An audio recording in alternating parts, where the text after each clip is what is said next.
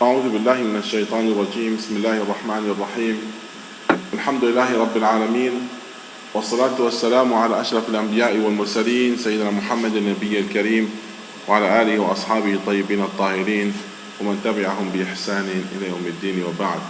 السلام عليكم ورحمة الله.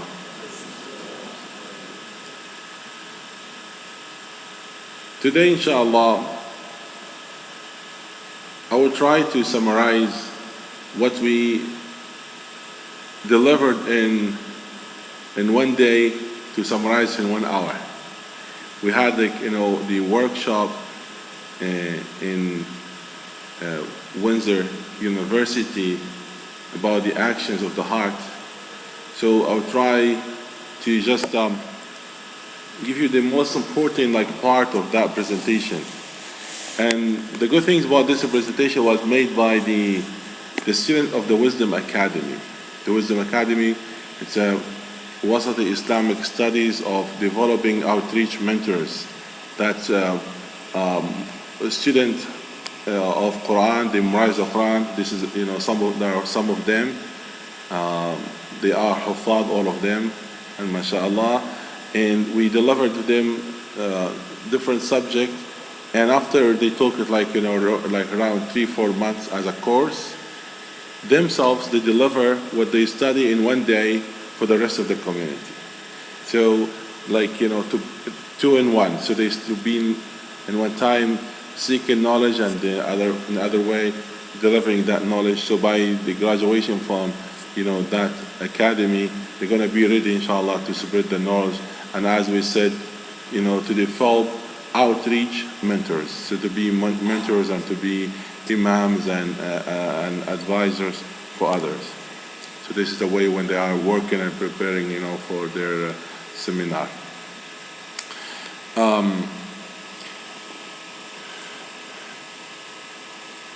If you notice that, the title, it said the actions of the heart. A lot of people only they connected the action of the body, and they consider the action of the body, and they forget the most important part, which is the action of the heart. It's the most important than the action of the body. And we are going to learn that how it's important. Ibn al-Qayyim rahimahullah, he said, يبلغ العبد قد يبلغ العبد درجات القرب من الله بقلبه لا ببدنه. You might be able to be more close to Allah subhanahu wa ta'ala with your heart than your body.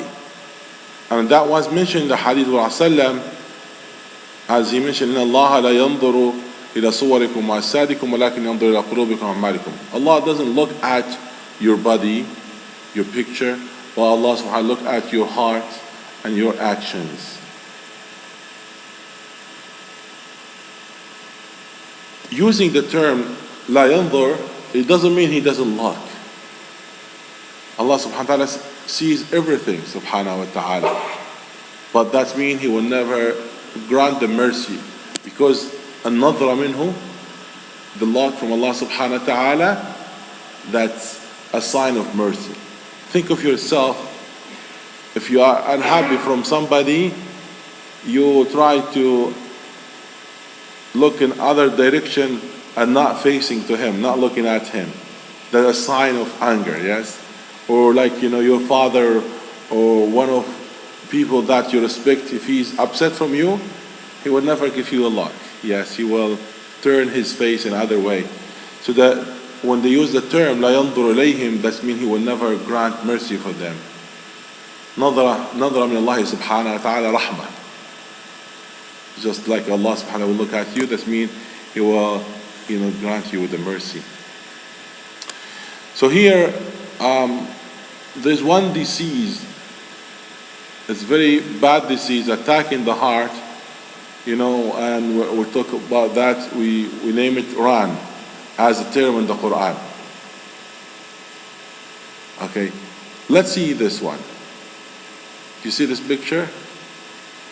Can you guess what this picture is?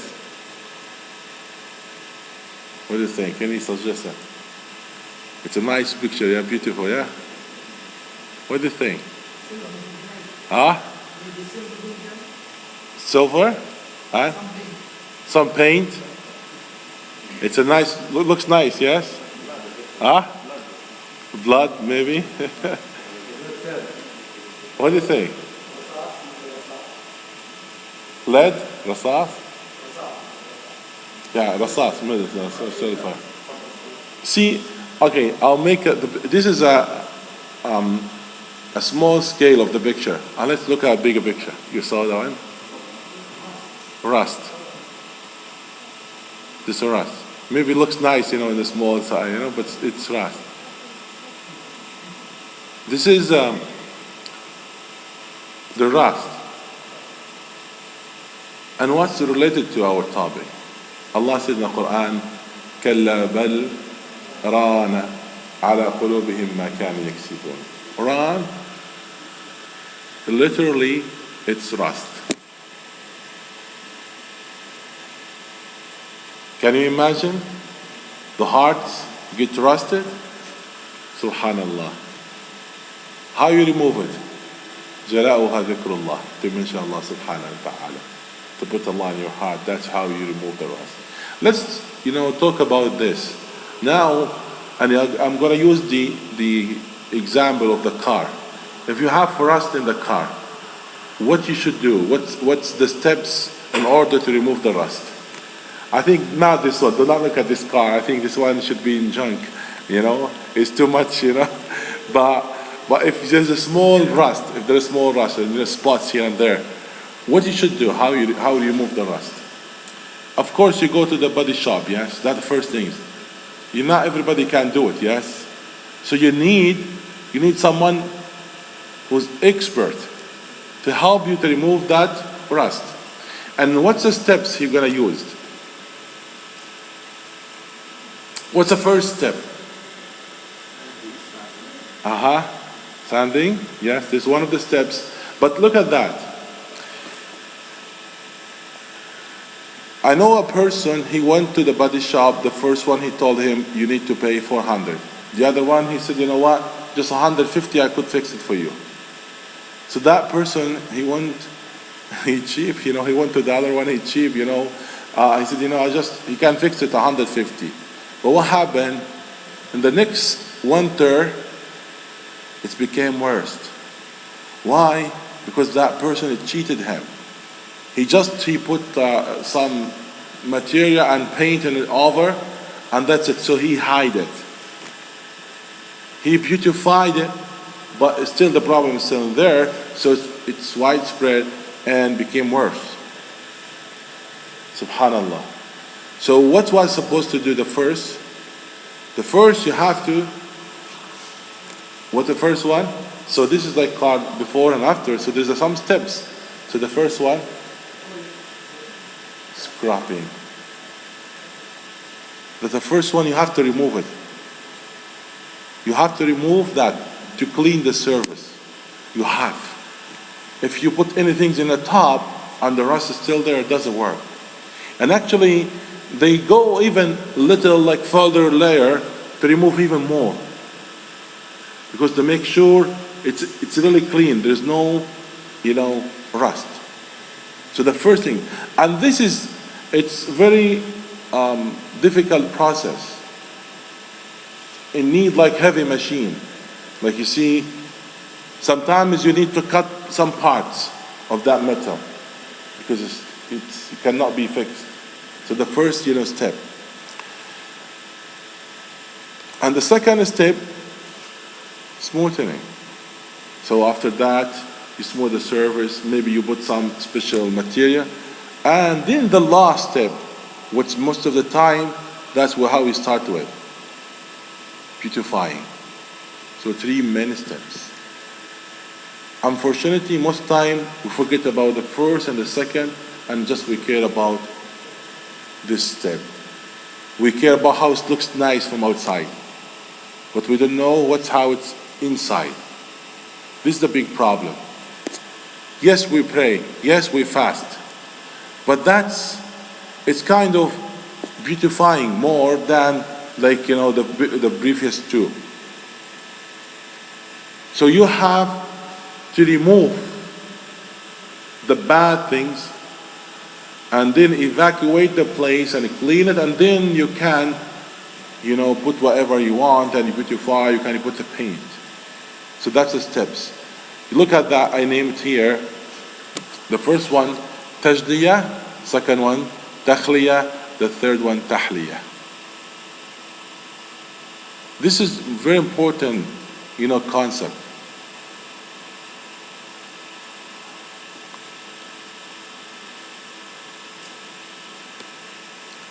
I made like an example of the mug. What do I mean the mug?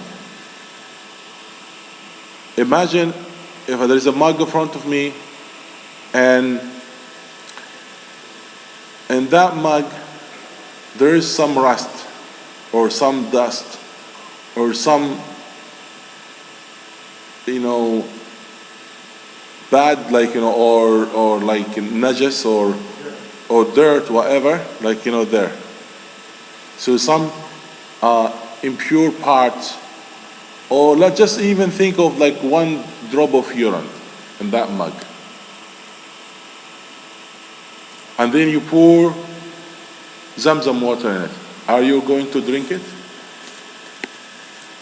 Are you going to drink it knowing that there is one drop of urine? No. But it's not significant and will never even be seen, yeah? Nobody can see it, it will be mixed. Yes? No, you don't want it. So what you do first, you should do first, you have to rinse it, clean it, and then whatever you want to put. Most of the time, we put something in our heart. So the example of the mug, like the heart. We put something in our heart before removing the bad things in it. So it doesn't work, it will mix. It will be like that. So think of your heart, with the size of your heart like what? Like the size of fist. That is maybe not like mine, maybe a little bit bigger, maybe yours. But this usually, that's a size. So that's like a mug. We put wisdom, a lot good things there, Quran, whatever. But there is something before, something bad. It doesn't work. Allah subhanahu wa ta'ala said, لا إكراه في الدين قد تبين الرشد من الغي فمن يكفر بالطاغوت ويؤمن بالله. Somebody will say, oh, it's the same. يكفر بالطاغوت, to deny طاغوت, anyone was worshipped beside Allah, and to believe in Allah. Is it the same? So why the first one and why the second one? And why with this order? Yes, we know that al-waw la tufid rutbatan. In Arabic, the waw doesn't mean this one comes first and after, but in Quran, Allah will never mention something first for no reason. This first and this is last for a reason. So Allah mentioned that yakfur bit-taghut and then say yu'min billah. Why? Because yakfur bit-taghut, that's it, the takhliyah. You empty the heart from anything. And now it's empty. What you gonna put only? Believing in Allah. It cannot work in other way. So it's very, very important to do it with that way. Our problem is in our ummah, we focus about the action of the body. We focus about many things, but we forget about removing the dust and rust and the bad things in the heart. And Allah subhanahu wa ta'ala said, كَلَّا بَرَّانَ عَلَى قُلُوبِهِمْ مَا كَانُوا يَكْسِبُونَ, because of their actions, that they get that. So we have to work hard to remove it. And I need to remove it more often. By reciting Quran, by doing a lot of good actions. There is a son, it is like a little boy, he came to his father and he said to him, my father, why I've seen you recite the Quran more often? You finish the Quran, you go to the other time. What's the point? Just one time is enough. So they tell him, okay, my son, take this net, and it was very dirty. Take it, to the sea and wash it there. He took, that with him, and he went there, and he came back. He said, no, go again. He went again. No, go again. 3, 4, 5 times, and then he said, what you notice? He said to him, my father, nothing. Just, he said, focus again, what you notice? He said, and every time it was clean, more, better. Like now, after the 5th time, it was better than after the washing the first time. So when I washed 5 times, it became more cleaner. 7 times, more cleaner, and other. So when you need to recite Quran, you need that action, yes, to clean the heart. That's one of the ways. Yes, Salah, that's supposed to be. Tanha al-fahshay wal-munkar, yes. Quran, all of that. One of the main purpose for this action, not meant to be itself, but one of the main purposes to remove the impure parts in the heart. This is like the small organ, as the Prophet ﷺ mentioned, ألا إن في الجسد مضغة إذا صلحت صلح الجسد كله وإذا فسدت فسد الجسد كله. Indeed, like in the body, there's a small organ. In the body, there's a small organ. If that was set right, everything will be right. So from where does it start? From the heart.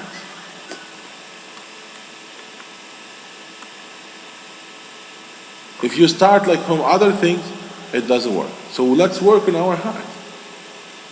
So we clean our inner before we're taking care of our outer. Clean our heart, that's very important. And how we work, like there we have suggestion here, 7 tips and steps to purify our heart. So as I said, I like just to focus on the most important things and try to, go like, quickly, to talk about that. But one of the important things, the way to clean our heart, to follow the way of the Prophet sallallahu alaihi wasallam.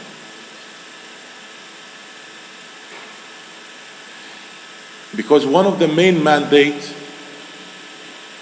as Allah subhanahu wa ta'ala mentioned the mission of the Prophet sallallahu alaihi wasallam, one of the important part, that to purify us. So his manhaj, his method, why? One of the main purpose, he said, هو الذي بعث في الأميين رسولا منهم يتلو عليهم آياته ويزكيهم ويعلمهم الكتاب والحكمة وإن كانوا من قبل لفي ضلال مبين. So the one of the main part, to purify them and then to teach them. In the whole Quran, in the entire Quran, Allah subhanahu wa ta'ala mentioned purification before seeking knowledge, except in one position. In one time only, in Surah Al-Baqarah, when Sayyidina Ibrahim made the dua. He said, رَبَّنَا وَابْعَثْ فِيهِمْ رَسُولًا مِّنْهُمْ يَتْلُو عَلَيْهِمْ آيَاتِكَ وَيُعَلِّمُهُمُ الْكِتَابَ وَالْحِكْمَةَ وَيُزَكِّيهِمْ إِنَّكَ أَنْتَ الْعَزِيزُ الْحَكِيمُ. So to teach them and then to purify them. What do you think? Why it was opposite? Why in that position Allah said وَيُزَكِّيهِمْ after? What do you think?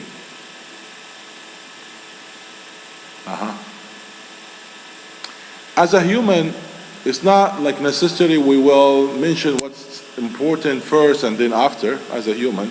In his dua, that's what he asked Allah subhanahu wa ta'ala by the teaching of that Prophet to reach to purify them as a result. You see? But Allah subhanahu wa ta'ala told him He's going to send a messenger even better than what you asked for. Not as a result to purify them, but as a main goal to purify them. And the Prophet ﷺ said, إِنَّمَا بُعِدْتُ لِأُتَمِّمَ مَكَارِمَ الْأَخْلَاقِ. Indeed, Allah sent me to complete the manners. You see, he didn't say Allah sent me to teach you the salah, the zakah, which are really important, but he mentioned something more important, which is the akhlaq. Many times we think the akhlaq it comes after. Many times. You know, I will do this or this. If I get time, I will focus more about akhlaq and raqa'iq and all of these. We think it comes after. No. It's very important. وَيُزَكِّيهِمْ وَيُعَلِّمُهُمْ. So follow the path of the Prophet ﷺ. That's how, inshallah, you clean your heart. So one of the steps to start with tawbah, repent and be going back to Allah subhanahu wa ta'ala. But you know what tawbah is? You know what the word from where it came?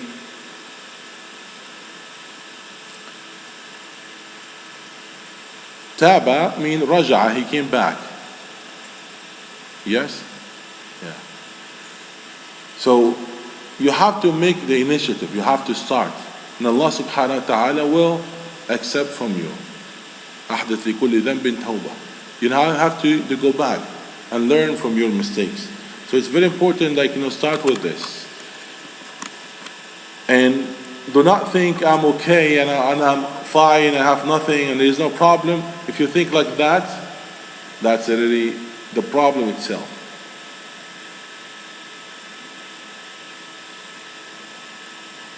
You have to have a good environment in order to have good heart.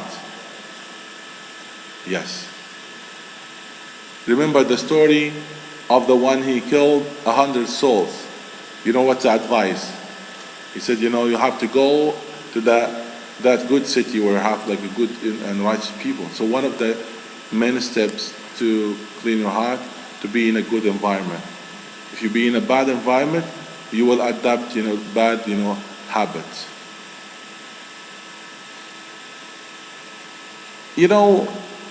It is important, to, as I said, there's many steps you're gonna go. We'll never end, if we go around all of that, but it's anyway. We need to have guide from the Prophet and from the stories of Salihin and all of those people. That will motivate us and give us some glimpse and some point that we could follow, and Allah subhanahu wa ta'ala by that will increase our level and clean our heart.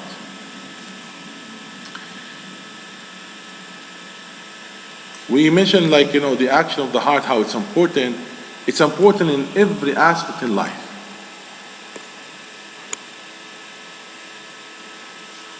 Here one of the students, he put this picture from a factory.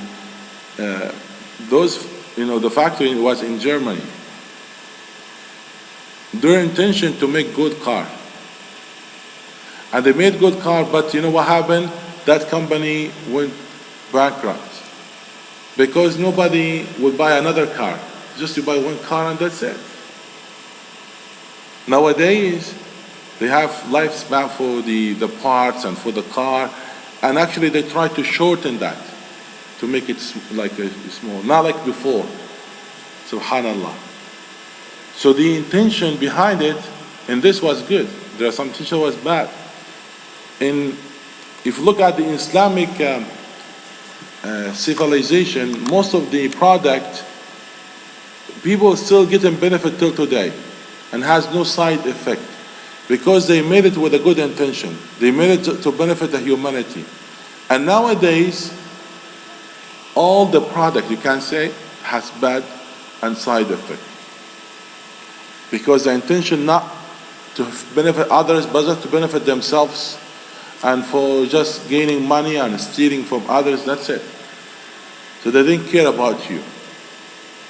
Most of what we eat and use, all that, it has side effect because the intention behind is something wrong. So the intention behind the action is important. When you have the good intention, you're going to have good results forever. So now,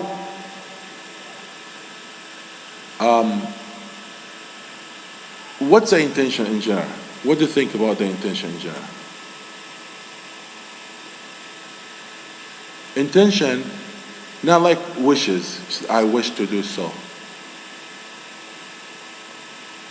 Intention has to be connected with the action, but you have to have determination, and you decide to do something that connects with the action. القصد للشيء, to aim to action, to aim to do something. القصد للشيء مقرونا بالفعل.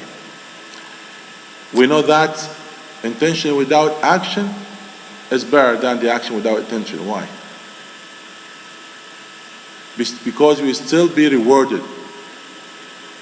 You still be rewarded just by your intention. Maybe you're gonna make an actions, and instead of you get reward, you get punishment because that wasn't sincere.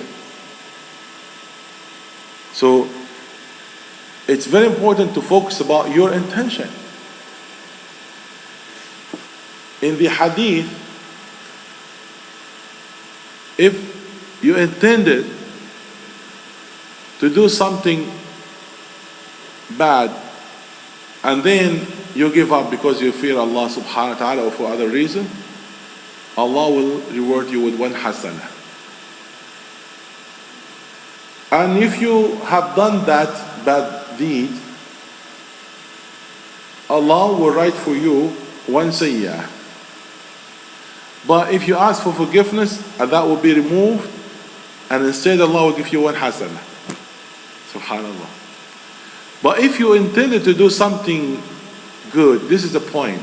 If you intended to do something good, and even you couldn't, Allah will still write for you one hasanah. And if you have done it, Allah will give you 10 hasanah and multiply it more and more.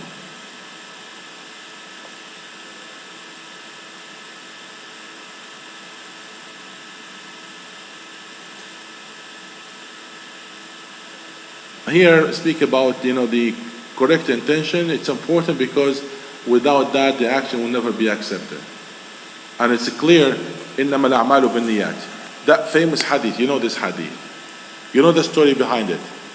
The story behind that hadith, a man,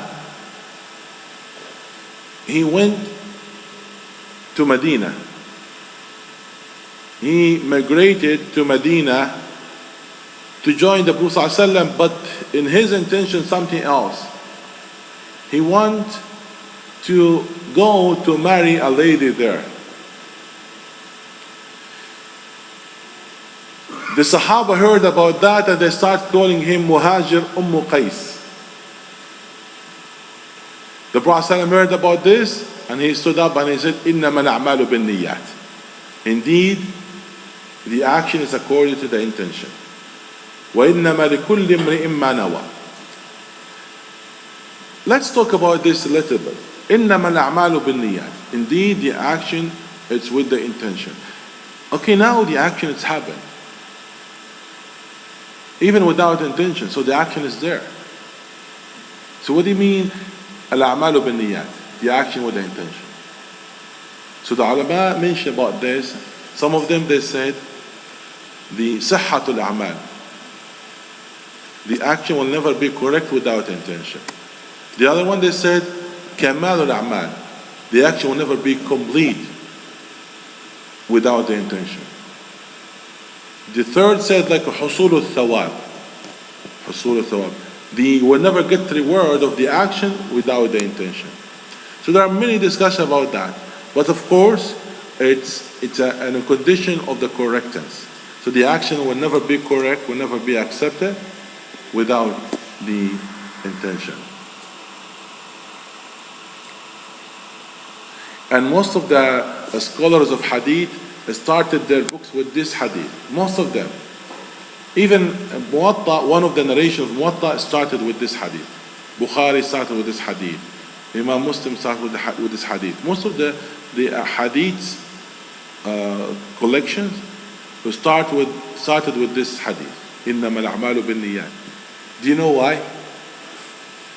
They put it as a reminder for themselves about seeking Allah subhanahu wa ta'ala, about sincerity. So they make it as an introduction. So it's very important to remind yourself about before any action about this. And the problem is not there. The problem, many actions started with a good intention, but in the middle something happened. By the praise of people, by other factors and other things, are starting now feeling different. It's not like before. So this is a big problem. Most of the people, they started the action with a good intention, but something happened in the middle. Especially when people started praising them. That's why be aware from that. And the Prophet ﷺ said, حُطُّ الثُّرَابَ عَلَى رُؤُوسِ الْمَدَّحِينَ. Throw the dust on the faces of those praising you. I mean, like, it shouldn't, like, accept that. And there is dua actually when the people start praising you, as Prophet ﷺ reminds us to say.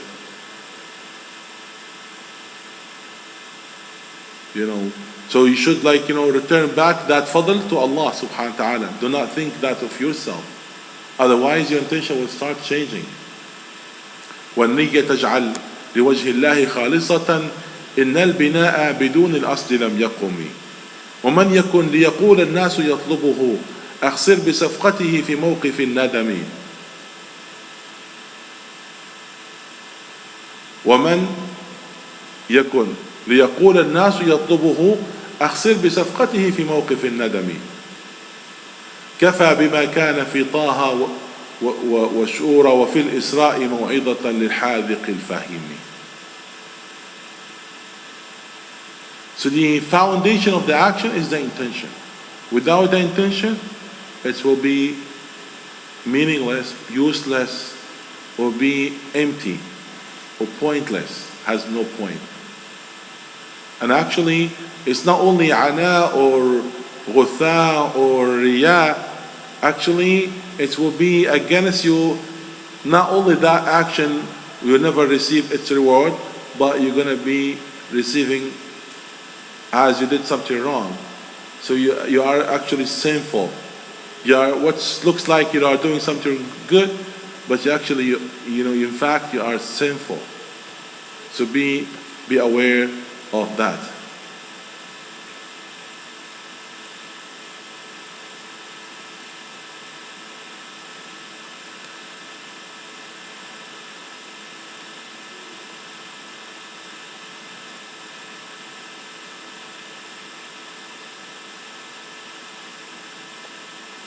Here about the story, one of the lesson from the story of those three that entered the cave. You know the famous story, yes? I don't want to go in details about that, but it was mentioned, the authentic hadith, where three men seeking protection, kind of shade or from the rain, from the bad weather, so they entered the cave. And while they are there, something huge, like a big rock or something, sakhra, block the way. So now they are there, and there's no way for them to get out except by the help of Allah. One of them came with a brilliant idea. He said, how about you stand up and you ask Allah subhanahu wa ta'ala by actions you have done it before. You make tawassul bil amal. And all ulama agree about tawassul bil amal. When you have done some good action, you ask and you seek Allah's help by that. She says, oh Allah, because of the action I did, help me in my situation. So three of them, each one of them did something good. So started reminding.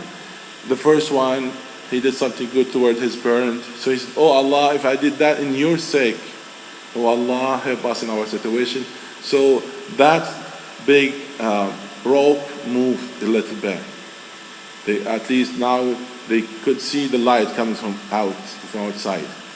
The second one, he said, he did something good toward his cousin when he lent her money and then he tried to get something bad out of this, and then he feared Allah subhanahu wa ta'ala, and he told her, you know what, I gave you, that's for you.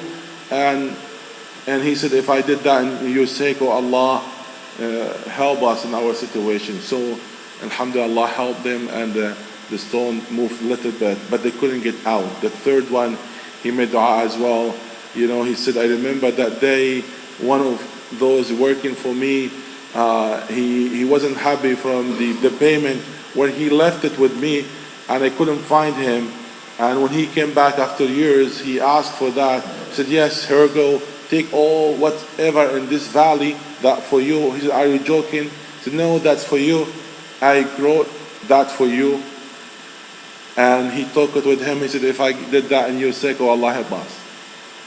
So he said, if I did that in your sake, this is the point.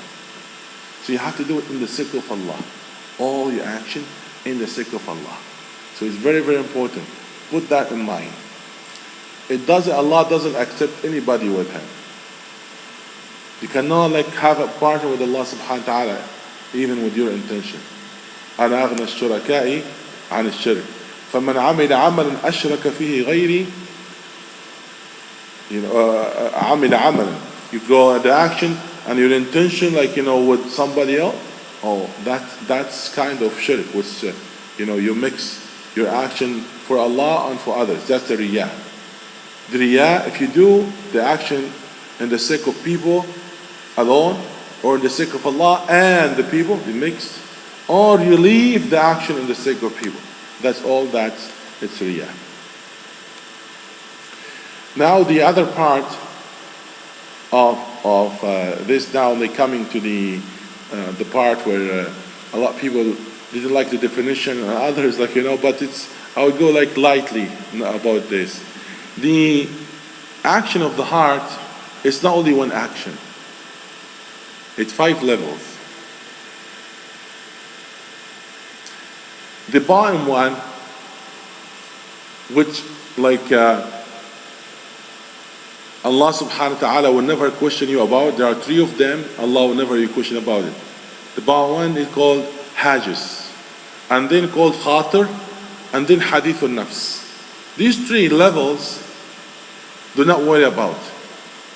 Sometimes some thoughts come in and out, or not from you, or you cannot have control for it, or this is like a thinking back and forth with yourself. So all these, it's not something you should worry about. Allah will never question you about this. Where's my evidence? The Prophet ﷺ said, إن الله رفع عن أمتي ما حدثت به نفسها. So Allah lifted the blame from my ummah, that's the Hadith ﷺ. What's in talking about itself, about hadith al-nafs, about conversation with yourself. So if that was lifted, that was no blame at it, anything's beyond will never be questioned about. So these 3 will never be questioned about, so do not worry. A lot of people, they said, I have bad thoughts inside me, and that's something wrong. No, do not worry about all of that. Okay? A person, he came to me, actually said, I am thinking I'm not that sincere. I don't have sincerity. I said to him, doubting of sincerity is a sign of sincerity. Because the one, he's not sincere, he never even questioned himself. He didn't care if he's sincere or not. But if caring and he said you are doubting, I'm sincere or not, that's a sign of sincerity. And remember the hadith of Handala when he said nafaqa Handala. Handala is hypocrite, and the Prophet said no. Questioning yourself, that's a sign of Iman, it's not the opposite. But there's other 2, it's really important, we called ham and azm. ham and azm. Those important, which you have to be careful about that. If you think to do something good or you think like seriously to do something bad, that's where starting. So there are two points where it's really important, and this is the actions where there's reward and punishment about. The niyyah, as I said, I don't want to go in details about it, but in heart, related to the niyyah, there's many diseases, many diseases. See, the action of the heart lead you, to be in a bad end, like riyah, like nifaq, like kufr. And most of the time, it's action of the heart. Most of the time, not action of the body. Even kufr. Maybe you say you are many times you see the action of the kufr, or you heard a saying of kufr. It doesn't mean it's kufr if it doesn't come from the heart. Maybe this is action of the kufr, saying of the kufr, but not necessarily the person is kafir. Huh? Yeah, kibr or kufr, jazakallah khair. But all of that. So this is kibr, one of the worst. Because if somebody has, jazakallah khair, if somebody has a kibr, he would be prevented from the Jannah, and he will be admitted to the hellfire. Man mata fi nafsi daratun min kibr. He will never enter Jannah if he died with a small amount of kibr. So the kibr and kufr and nifaq, it's worse than a kufr, which he's hiding kufr and appearing something else. Okay? Riyah, as I mentioned, I don't want to go in details about the definitions or all of that, but just to tell you that the bad actions of the heart, the examples of the bad actions of the heart, and lead a person to be maybe forever in the hellfire.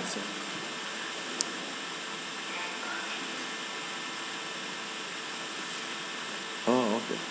Yeah. They're asking for having maybe summary in Arabic. Inshallah, we'll give you part of that Arabic. Sorry for that. I assumed everybody here knows English, but I remember myself years back. I would sit for 2 hours, 3 hours listening to the lectures or halaqah, and I would understand nothing. Just yes and no. And may Allah bless him, Sheikh Jamal, many times he was a great help for me, And even I was sitting listening to the lecture or something, and he would look at me, I would say, yes. And I pretend again, mashallah, yes.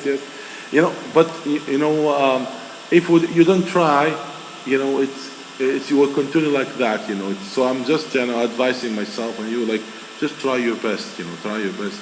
I didn't get a chance even to go to school to study, but wallahi the main things, that's I was get benefit of that, the halaqat and muhadarat of Sheikh Jamal and others, just listen and have conversation with others. That will help you, inshallah. But anyway, inshallah, we will give summary for that, inshallah, bi'idhnillah. The place of the heart, where is the place of the heart? Is it an issue? There's a debate between scholars, yes.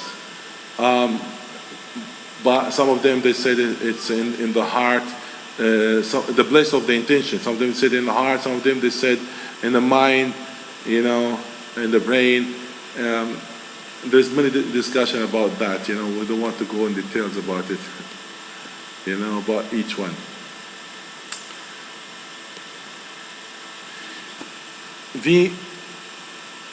The action of the heart to be correct has to have conditions. Of course, the sincerity, that's one of the conditions. And this is actually the most important one you can say after Islam. Of course, because if a person is not Muslim, his action will be rejected. But if someone is Muslim but he's not sincere as well, he will be rejected. The sincerity is very important. I think one time I told you about that, I was reciting one of the hadiths. It's authentic hadith, but I question, myself. I said, there's a part of that hadith wasn't that clear for me. Because I know the generosity of Allah subhanahu wa ta'ala, it's beyond that. Because in the hadith mentioned, وَإِنَّ أَحَدَكُمْ لَيَعْمَلُ بِعَمَلِ أهل الجنة حتى ما يكون بينه وبينها إلا ذراع فيسبق عليه الكتاب فيعمل بعمل أهل النار فيدخلها. Some of you, they will work with the action of people of Jannah until he will be very close to Jannah. Very close. Dhira, just 1 foot. A handspan, 1 foot. And then he will work as the people of hellfire and he will be admitted in the hellfire. It's a scary hadith. Wallah, I tell you. Somebody will work for 60 years or something as a people of Jannah and then will flip and work as a people of hellfire and they'll be admitted in the hellfire. I said, for all 60 years that were gone and Allah will never save it for him, If the opposite is understood, someone will work as a people of hellfire and then will switch, that's one of the generosity of Allah and His fadl. But how about this? I was satisfied and happy after I get this other narrations. And this is the benefit of having multiple narrations for the hadith. So the other narration narrated by Sahl ibn Sa'idi, where he said, إِنَّ أَحَدَكُمْ لَيَعْمَلُ عَمَلَ أَهْلِ الْجَنَّةِ وَهُوَ يُرِيدُ النَّاسِ فَهُوَ مِنْ أَهْلِ النَّارِ. Some of you, they work as the people of Jannah, but he intended by that action to please people. Then, he, إِنَّ أَحَدَكُمْ يَعْمَلُ عَمَلَ أَهْلِ الْجَنَّةِ وَهُوَ يُرِيدُ النَّاسِ. Yes, he intended to please people, and as it seems for people people of Jannah, so he wanted to please people in his action, in his intention. That's what he wants. As I said, that there's many benefit of having multiple narrations for the hadith to learn from that. So part of it, that action he was working as a people of Jannah, that as it appears, as it appears to others, but he wasn't working for the sake of Allah subhanahu wa ta'ala, was working to please people. So that's from the beginning wasn't count for him. Do you understand? That as looks like good action wasn't count for him because he wasn't sincere. The other condition prescribed, has to be mentioned, the action to be acceptable has to be according to Quran and Sunnah. If just any actions against the Quran and Sunnah or something away from that, it will never be acceptable.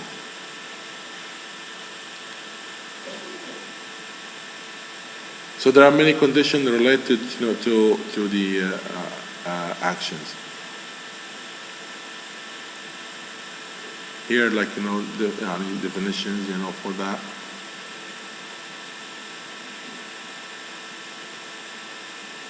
Okay.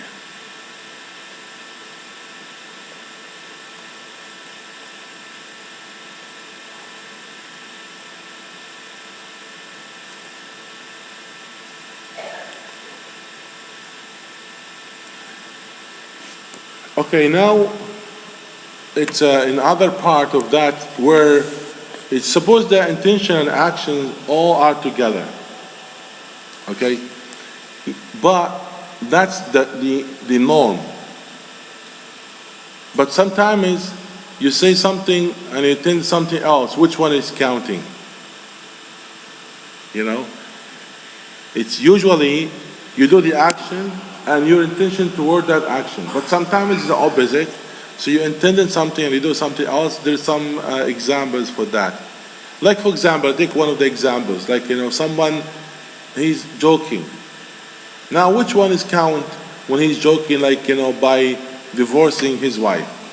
Is we're taking his intention, he's just joking, or we're taking his action that he divorced it. You see? So in this like case, we take the action. It doesn't matter his intention joking or not, because it's very clear the Prophet said, فَلَا تُجِدُهُنَّ جِدْ وَهَزْدُهُنَّ جِدْ. There are three where if you are, serious about it, it would be serious. If you are joking, it's serious. It's not like it's, joking, it would be like just a joke. You cannot play with that. And actually, it's not three, because in other hadiths mention other two. So total it's five. It's five things. You cannot, play with that. You cannot like say, oh, I'm joking. There are many like cases. I just mentioned one of that, like the case of someone who's ignorant or someone his tongue slept. What we gonna think, that there is many discussion in the fiqh. In the fiqh they have many discussion about that. So I tried to summarize it as much as I can, and I'm gonna leave time for you for your questions and answer. Like I was told there are some sisters they want to ask some brothers. So again we try to work hard to focus about our intentions. Now let me ask you, for example, a question, just as a practice for you to think. Like it's very important always you question yourself, why I'm doing this, because that will make you awake all the time and multiply the benefit. Why you are here, why you're coming to the masjid, for example. A simple question, yes. One of the scholars count 60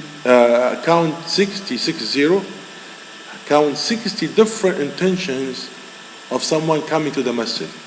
And if you have these, if you have all of them, you're going to be rewarded by all of them. So you multiply the benefit. And one time, a student was sitting beside his sheikh when the door was, somebody was at the door was knocking. So the student went to open it. The sheikh said, no. And he went to open the door by himself. And after that, the student said, why not let me open it? He said, what's your intention was? Just somebody want to open the door. I want something, and I want to open the door. I have nothing. There's no specific intention. He said to him, but my intention is different. I want to open the door, and I said to myself, if someone asks for help, I will help him. If someone need direction, I will direct him. He started mentioning different intentions. So you see, it's one action and different intentions. So he's gonna get reward in multiple way. So yes, in many cases you could combine your intentions. In many cases, like for example, I came and I found the Jama'ah started. Okay, and I used to pray Tahiyyat al-Masjid. So now there's no other way. I have to join the Jama'ah. إِذَا قِيمَتِ الصَّلَاةُ فَلَا صَلَاةَ إِلَّا الْمَكْتُوبَةِ. When the Jama'ah started, there's no other salah. You have to join them. But I still can make the intention of Tahiyyat al-Masjid. So I will get the reward of Jama'ah and Tahiyyat al-Masjid. So you could combine in many cases, the intention, for your actions. Now, for example, let's just open this. Why I'm coming to the masjid? To salah, to pray. That's one. You were here. Most of you after Maghrib, you were here, sitting here. You could be rewarded in many ways. Like you're waiting here for Salat al-Isha, from Maghrib to Isha, so you're going to be rewarded as if you are in Salah the whole time. Al-mu'minu fi salatin man tadara salah. If you are waiting for Salah, so that's your intention. So you're going to be rewarded as if you are in Salah. You had the intention to pray and to learn something and to teach something. you're going to be rewarded with something great. You know what's the reward of that? The Prophet ﷺ said, من غدا إلى المسجد أو راح لا يريد إلا أن يتعلم خيرا أو يعلم خيرا كان له كأجر حاج تاما حجته. Can you imagine? Whomever came day or night, like morning or evening, and any time, meaning to the masjid, to the mosque, and he wants to learn something or to teach something, he will go back with a complete reward of Hajj. And you know what's a complete reward of Hajj? Great forgiveness. As the day he was born. He will go back with no sin. So in every day, but actually in every salah, you could go back with no sin. If you have that intention. If you have the intention that you will learn something, you teach something. Even that doesn't happen. But your intention there, if there's halaqah, there's talk, I will attend it. Even that short for 1 minute. Can you imagine? Or like, I saw someone need help, I helped him, with something little. I still be rewarded for that. La ilaha illallah. So, you see, it's one trip to the masjid, but you could multiply the benefit. I'm here to meet my brothers, to say salam, to shake their hand. This is multiple the intentions for one action, and we have to work in our heart, the actions of the heart. Yes, we do the action of the body, but we forget about this. There's one brother, he said to me, after he donated, can I make the intention for my father? So now it's too late. It's too late, because the place of the intention should be combined with the action. Now it's too late. After you give it, he cannot. So, but he forget that. I told him, if you did, he will be rewarded, your father, and you will be rewarded. Can you imagine? So it's the same action, but now it's too late to add your father. Yes, he's gonna get it, inshallah, different way. If he's used to advise you, and الدال على خير كفاعله, if he's the one taught you that, he will get somehow the reward. But it's different if you have the intention right, for him. Yes.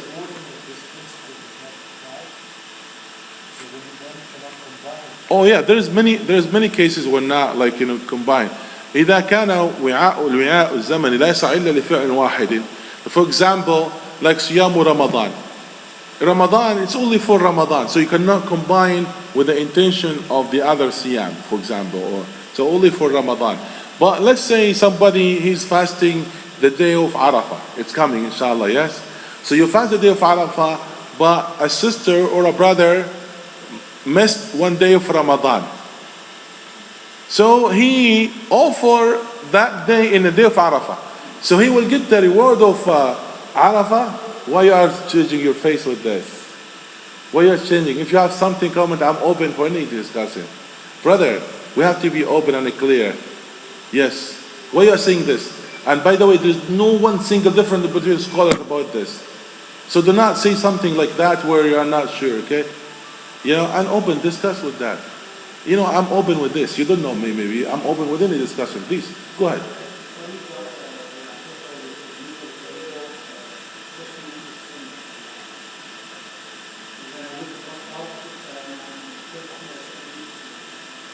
From where you get this one? What do you mean, like the Faridah and Sunnah?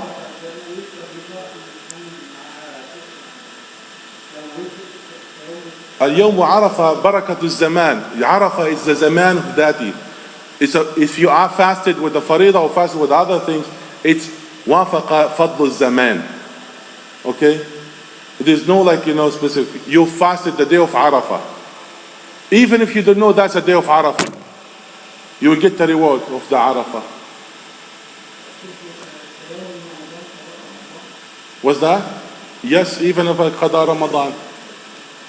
Yes. Okay. And there's no differences as I know about this. If you know something, tell me for sure. That's what we studied from our scholars, with that. So if you have something, yeah. But be open. This is very important. This is very important. If something you disagree, I'm open for that. But do not just Like put something in your heart and then later on, I should do it, Yeah, do it with the right way, with advice, but not like, other way, sorry. So there is some times where you cannot combine, and sometimes it's okay to combine the intention. Yes. There's something like, ulama, they have difference about, for example, qada'u Ramadan wa siyamu sitta min Shawwal. Is it okay or not? This is debatable. Some scholars say fine, some say not. Okay, now, siyamu Ramadan, qada'u Ramadan wa sitta min Shawwal. What do you think? It count, you can combine or you cannot? Huh? Yeah, I told you, some scholars they said fine, some scholars said no. I used to say it's fine. But then I go like one deeper, for that, and I saw the other evidence. I said, no, it's better not. And so I say not. You should, 6 separate, and then, you make the qada, or you make qada and the 6, but do not combine the intention. Which some scholars said fine. Yes, there are some scholars that said fine, with that. Where the day of Arafah and qada, nobody said no. Yeah, because the hadith, whomever fasted Ramadan and then followed by 6 of Shawwal, okay, وَاتْبَعَهُ. If someone, he didn't complete Ramadan, then like he didn't, he has to complete it first and then follow it. So he's speaking about Ramadan, which Ramadan, minimum 29, and then 6. So if it as a total, you're talking about 35 or 36. Now if you combine, it's not in there. Okay? And al-hasanatu bi'ashri amthaliha, as they explain why, as if you fasted the whole year. But still, the opinion is still there. Some scholars said it's fine. The hadith said thumma. Talk about this. Thumma, it means after. If someone he has shorter days of Ramadan, is it okay to say he fasted Ramadan? No, he fasted Ramadan, but he still have to make up some days. Yes.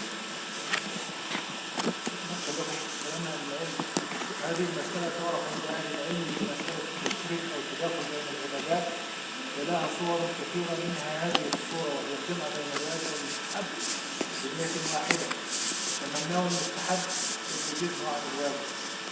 ومن صام بنية عاشوراء يجيبه عن قضاء رمضان. من نوى قضاء رمضان وأوقعه في يوم عاشوراء صح قضاءه ويبدأ الثواب إن شاء الله تعالى وقال به سمع الله المتأخرين.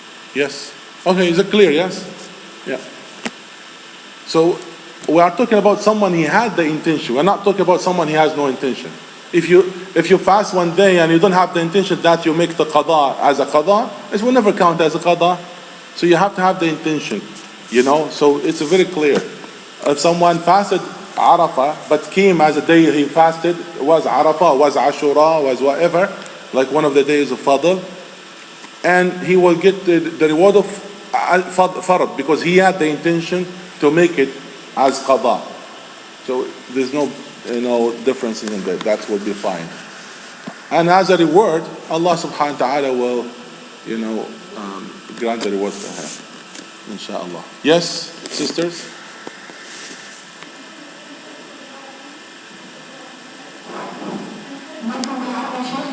نعم.